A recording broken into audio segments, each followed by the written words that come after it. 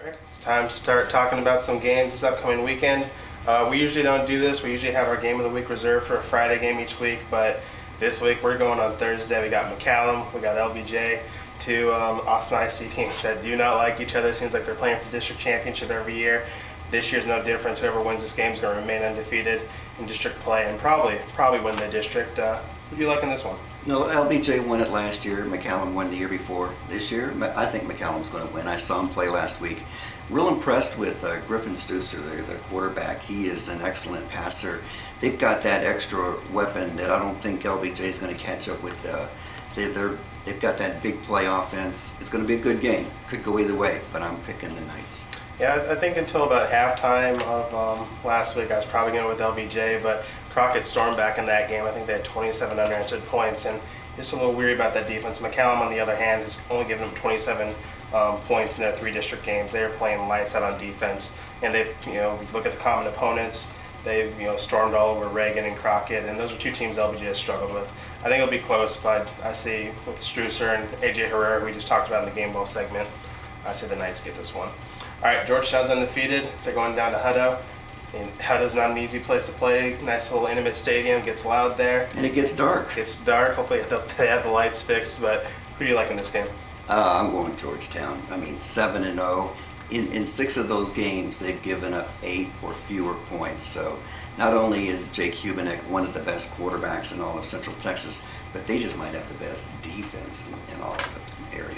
Very underrated defense, because when you think of Georgetown, you don't think defense. No, don't think defense. Look at the stats, and they're very impressive. I'm going to go with Georgetown, too. Hutto, very good defensive line. Tanner Thrift, who's going to be going to Baylor next year. They have a sophomore named Tony Green. I saw him last week, and he was just incredible in that Bastrop game. But when you have a quarterback like Jake Hubenek, you don't really need to run the ball. You can pass it all over, and do that. I think they'll do that with and win this one pretty easily.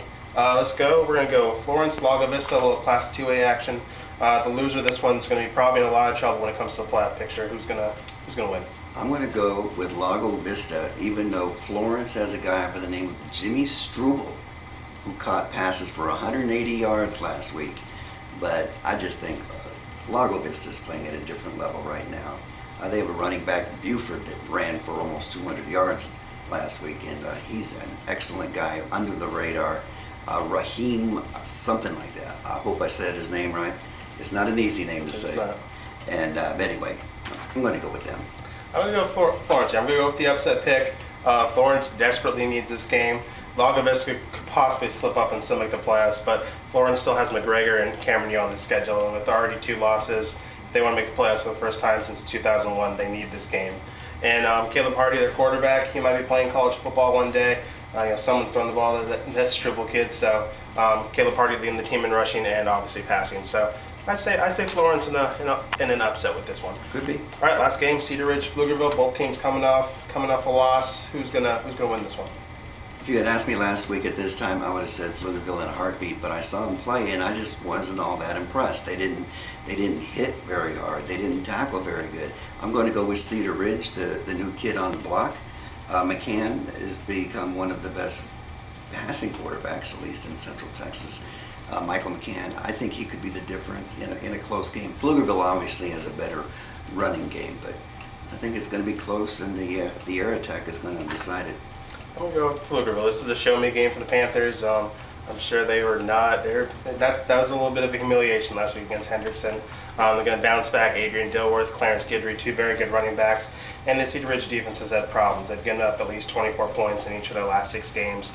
The only game they've held someone under 24 was their opener against Lehman. So I think Pflugerville is going to find the end zone a few times, and I think that defense steps up and stops that Cedar Ridge passing attack, and Pflugerville gets back to its winning ways. Well, George Herman, he wasn't very happy after that game, right. So he's going to get those guys whipped into shape. I can tell practice probably wasn't fun up there in Pflugerville Not this week.